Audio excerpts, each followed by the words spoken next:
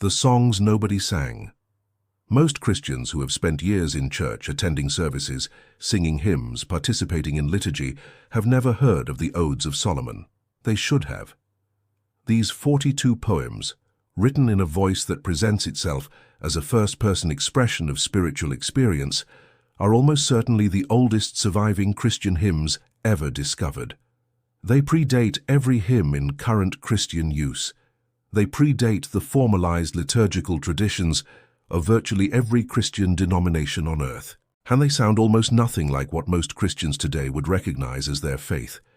The Odes of Solomon were not always unknown. They were cited by the early Christian theologian Lactantius in the 3rd century. They appear to have been in active use in early Christian communities. Then they disappeared from circulation, lost for approximately 1600 years until their rediscovery in 1909 in a manuscript stored in the British Museum that had been mislabeled and overlooked. When scholars finally translated and analyzed them, they discovered something extraordinary: a body of Christian poetry drawing on imagery, concepts, and spiritual frameworks that simultaneously felt unmistakably early Christian in certain ways and radically unfamiliar in others. A document sitting at precisely the intersection of Jewish mysticism, early Christian experience, and the broader spiritual world of the 1st and 2nd centuries AD that produced both canonical and non-canonical early Christian literature. The Odes represent a road not taken in Christian spiritual expression, a voice that was present at the very beginning and then fell silent for 16 centuries. If this kind of investigation is what you have been searching for, the archive runs considerably deeper. There is much more here for those willing to follow it. What the Odes actually say. The Odes of Solomon are 42 poems, the longest running to about 20 verses, written in a lyrical first-person voice that describes spiritual experience in terms that are simultaneously intimate and cosmic.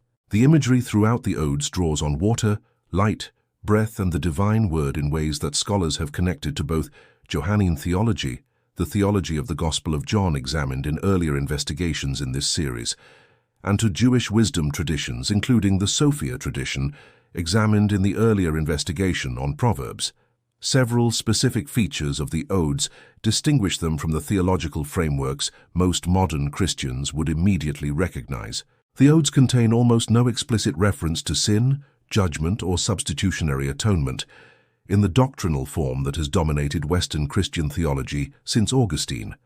The spiritual experience the Odes describe is characterized overwhelmingly by joy, union with the divine, and a kind of spiritual overflow rather than by guilt, confession, and forgiveness structured around legal satisfaction of divine justice.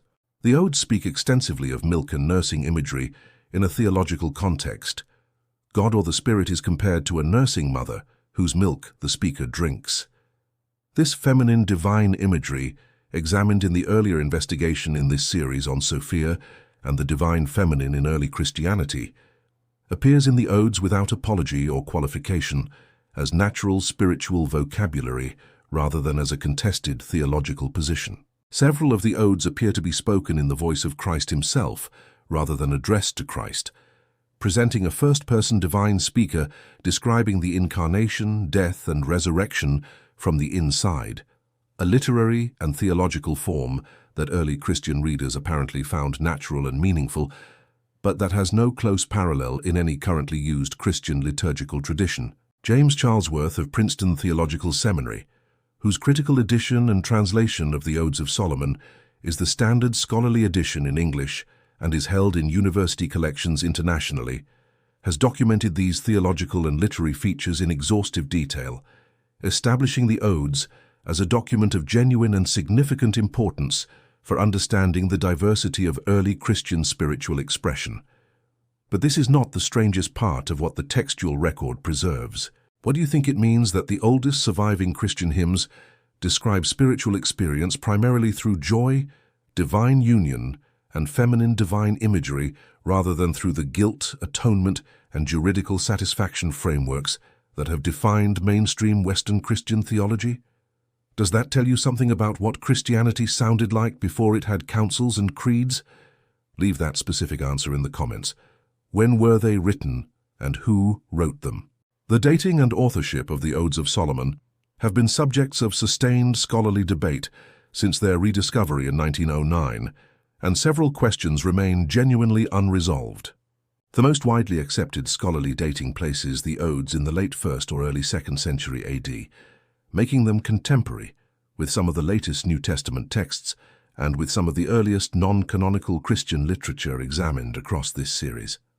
Michael Latke of the University of Queensland, whose multi-volume critical commentary on the Odes is among the most comprehensive scholarly treatments of these texts and is held in university collections internationally, has documented the dating arguments in considerable detail, establishing that linguistic evidence, theological content, and textual relationships with other early Christian literature converge on a late 1st or early 2nd century date as the most defensible scholarly position. The language question is itself significant. The Odes survive primarily in Syriac, with fragments also in Greek and Coptic. Whether the original language was Syriac, Greek, or Hebrew has been debated, with Latke and Charlesworth representing different positions.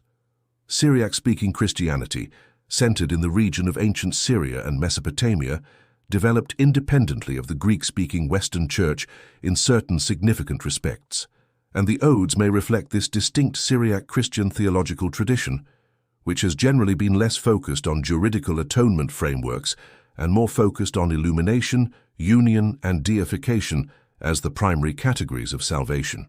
The attribution to Solomon is almost certainly pseudonymous, following the same convention of attributing wisdom literature to the legendary wise king examined in earlier investigations in this series on the Testament of Solomon.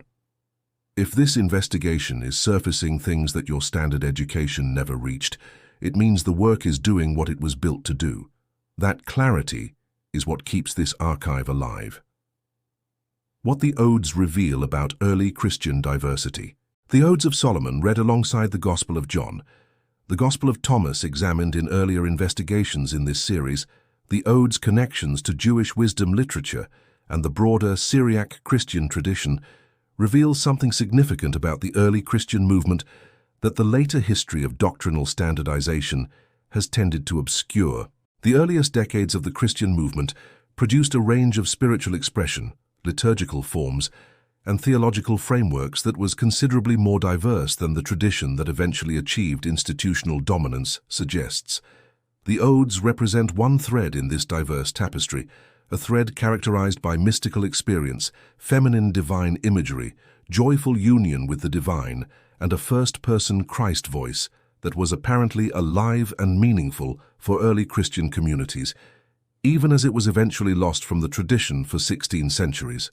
Their rediscovery in 1909 was not just an archaeological event. It was the recovery of a voice in early Christianity that had been silent for most of the tradition's recorded history, a voice that speaks in language simultaneously familiar enough to recognize as Christian and unfamiliar enough to challenge assumptions about what Christianity has always sounded like. The oldest Christian hymns, found in a mislabeled box, sitting in the British Museum for over a century before anyone looked inside. If this investigation has opened something you want to carry further, share it below.